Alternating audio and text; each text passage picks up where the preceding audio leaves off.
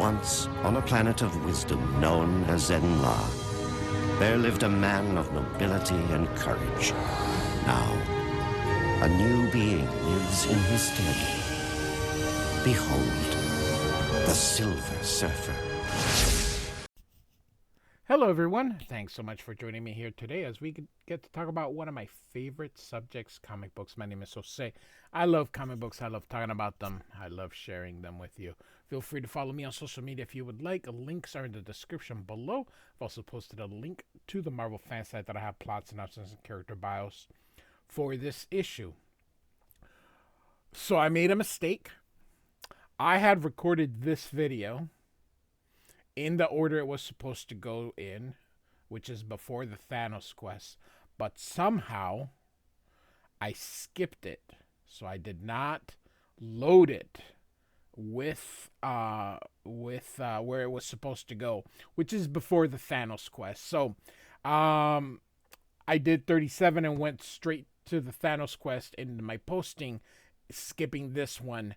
I don't know what happened. I don't know. I recorded it and I must have moved it to the posted area in my hard drive. So I'm just doing this quick little intro to let you know that I am aware this is out of order. In the playlist, I have a playlist for the Silver Surfer. It will be in the right order. So if you're listening to this in the regular, like not through a playlist, I'm sorry. I apologize, but this story takes place before Thanos quest. If you're on the playlist, you're all good to go because this will be before the Thanos quest. Today we're going to be looking at The Silver Surfer number 38 from 1990 by Jim Starlin and Ron Lim. Ron Lim does not get enough love. He is so reliable and so good. Man, this guy should have been a superstar, but he was not. Rob Liefeld in his podcast tried to explain why Ron Lim didn't take off, and it's just weird what people gravitate towards. So of course this is 1990, so this is the era of Todd McFarlane, Mark Silvestri, Rob Liefeld, and these are the popular ones. So all right, so this is the prelude of the Thanos quest. It goes right before the Thanos quest, and then we will be heading out there. So we're in outer space and we have a Nebula here. This is the character in the Guardians of the Galaxy that's played by the Doctor Who chick. I forgot her name, but the ship is flying through, and one of the guards, or one of the pilots are saying, picking up a strange microwave activity on the sensors. And Nebula says, can you identify the nature of this activity? And this guy here says, partially, Captain. The early waves were a form of probe scan, but now it's changed. Can't figure it. But whatever it is, it seems to be currently focusing right here on the bridge. And then there's an editor's note. I don't think they do editor's notes anymore. That says Nebula was last seen in Avengers 318. And so the guy here, the big guy, says, look, by the nav station. And you can see this early form of computer generated stuff here. And Thanos shows up. And he's like, I've come to reclaim what is rightfully... Thanos has come. He speaks in the third person. Has come to reclaim what is rightfully his. And she's like, oh. And then everybody is just seeing him and going nuts here. And this guy's like, the prophecies are fulfilled. And so the title of our story is The Answer. Jim Starlin is the writer. Jim Starlin, nobody writes cosmic the way he does, you see everybody bowing down to Thanos. Ron Lim pencils, and Tom Christopher is the inker. This is the era of Tom DeFalco, who is the editor, or was the editor-in-chief at Marvel during that time, before Bob Harris came and unseated him. And so Nebula says, "You fools, have you all taken leave of your wits? My grandfather is long dead and gone. This man is obviously an imposter." Now, Nebula was not his daughter the way it was portrayed in the movies. And so Thanos says, "So you are the usurper who claims to have my dark blood flowing through her veins." Usurper claims. And she says, "Gialtar, deal with this." And so he does, and he says, "Stand aside, my mistress. I shall." And Thanos laughs, and you can see the glowing things coming from his eyes, and he shoots like Darkseid would, the Omega beams. And so she's like, "Stay back, you devil! Security to my side!" And of course, everybody else is like, "Oh my god!" And you can see these guys here. And so he doesn't believe that it is his granddaughter. So he says, "Dear grandchild, it appears your paramour is not up to the task you set for him." And so he continues, "Waste not your final breath on futile pleas, harlot. Prepare yourself to do penance instead. Your sins are many, woman: treason, theft, pride, deceit, too many to catalog. But the most craven of the wrongs is your unmitigated conceit." And so he says, "To claim, that Thanos' death, truest servant, would drop progeny. Now that is truly unforgivable." And she starts to run away, and she says, "No, please." And he says, "Truly unforgivable," as he kills her. But fret not, he actually ends up bringing her back in the Infinity Gauntlet and kind of burns her here. And Thanos says, "Go after her. See that the body is disposed of." And of course, he's like, "Yes, master." And Thanos says, "Who serves as first officer aboard this vessel?" And so here's Nebula running. Gets in here. You see like some foam. And she's like, "Captain, you still live?" And so he picks her up. "Don't worry, my captain. I'll get you to safety. There's a place I know on the ship. I'll hide you there. No one ever comes there. You'll be safe. You'll have time to heal. Everything will be all right. You'll see." And so Thanos then back in the bridge. "Then you clearly understand the orders I have given you." And this dude with the mohawk says, "Perfectly, sir, even though I don't see why." And he says, "There's no need for you to see why, First Officer Sticks. You need only obey." He's like, "Sure. In the meantime, I'll." And Mrs. Dress appears. "I'll be away for a while. I expect all my orders will have been executed by the time I return." And he says, "Most definitely." So he disappears. And Thanos says, "You summon me, Mistress Death." And I answer, "How may I be of service?" And so the right guy goes, "That's an odd question to ask, lackey."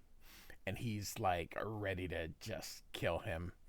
And he says, "Mrs. Dress wishes to know why you are not about doing the good work already assigned to you. Half the population of the universe awaits death by your hands. Where are the souls you have been sent to harvest?" And so Thanos says, "The task proceeds according to plan. It's a job best taken slowly. Move too quickly, and all the forces of the universe will ally themselves against us. And one of those forces would be the Silver Surfer. Mistress, you have warned me that he is the greatest peril to our quest. Cosmic Weave. The Surfer holds a special position within the celestial balance," as he's kind of walking away and everybody's following him.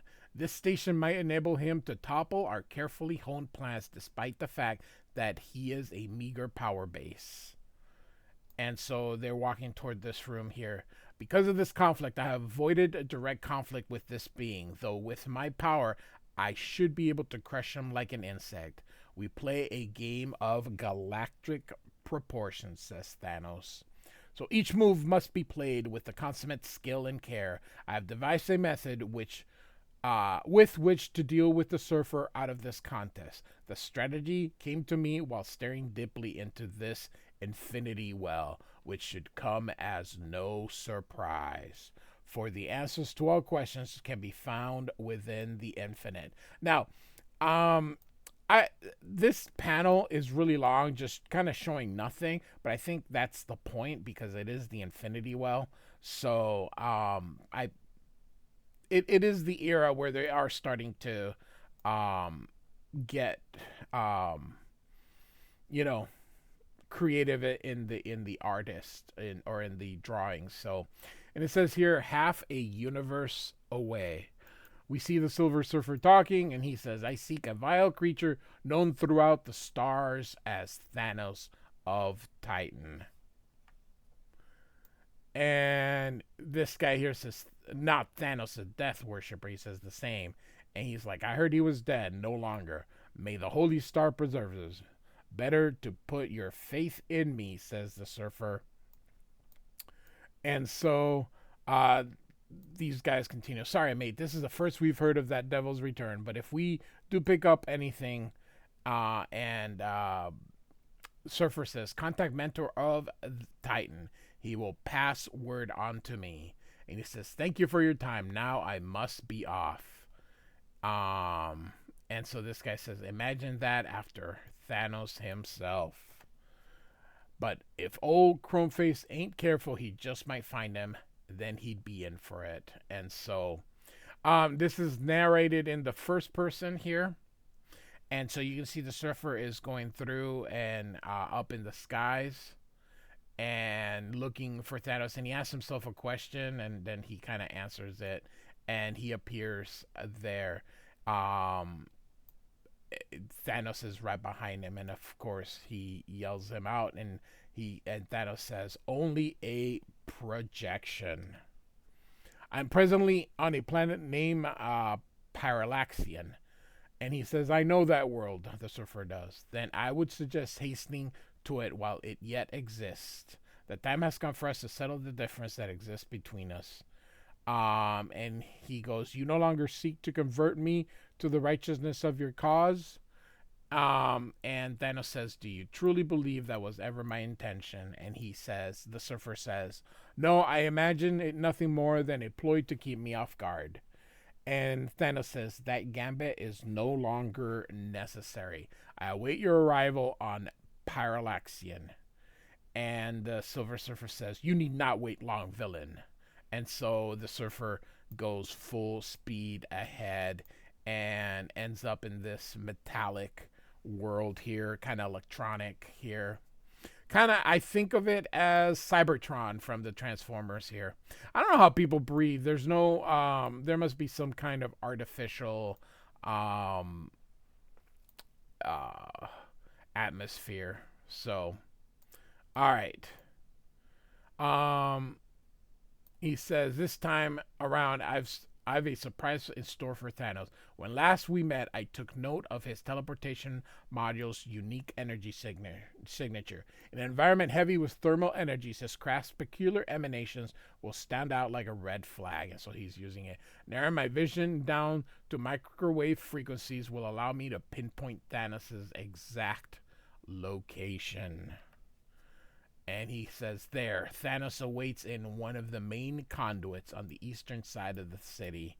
And so he goes through, down, and crashes into the ground. And he says, I have come for you.